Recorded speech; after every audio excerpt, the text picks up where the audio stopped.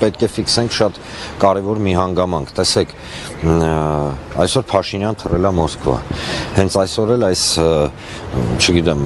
խոզարկություն անվանեմ, խուժանություն անվանեմ, եթե այս համառությամբ եւ այս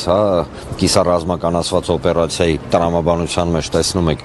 ավտոմատավորներ կանգնած, լուրջ sense ինչ-որ բաներ, նույն կերպ պաշտպանվեր Հայաստանի Հանրապետության շահերը, ապա կարծում եմ մենք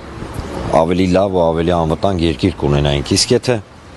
խոսում ենք ընդհանուր գործընթացի մասին, ապա եկեք ֆիքսենք հետևյալը, այսօր Հայաստանի Հանրապետությունում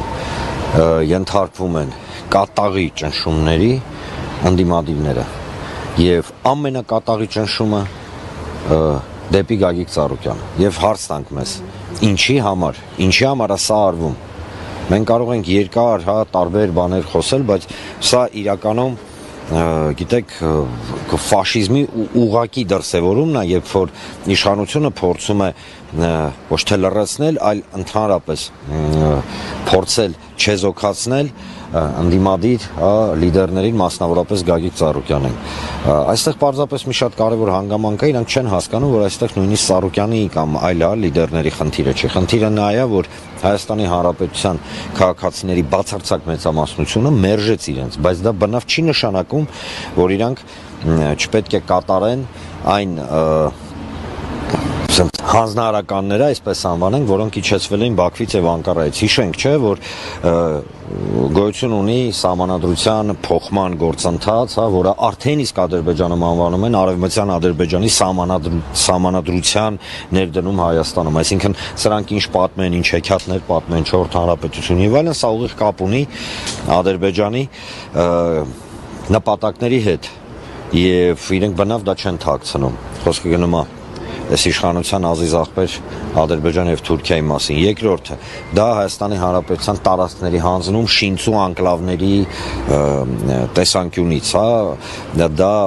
նույն ադրբեջանցիների բնակեցման թեման է, որը Անկարան եւ Բաքուն չնայած սրանք իրաց ճղում են, որ տես բան չկա, բայց ներողություն էլի որ ճղելով չի։ Մենք փաստերի վրա ենք հենվում։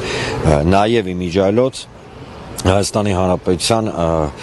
արտաքին հետախուզության ծառայության զեկույցին, որը հրապարակվել էր տարվա սկզբում եւ որտեղ ադրբեջանցիների բնակեցման թեման ներկայացվել որպես ուղիղ վտանգ, բա որ այդ թեման չկա, համաձայն իշխանությանը, ինչի է արտաքին հետախուզության ծառայությունը որպես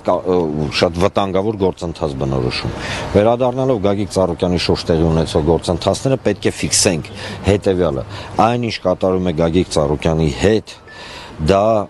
գործողություն է, որի հիմնական նպատակն է փորձել ջարդել պայմանական ընդդիմությանը։ Եվ այստեղ շատ կարևոր է հասկանալ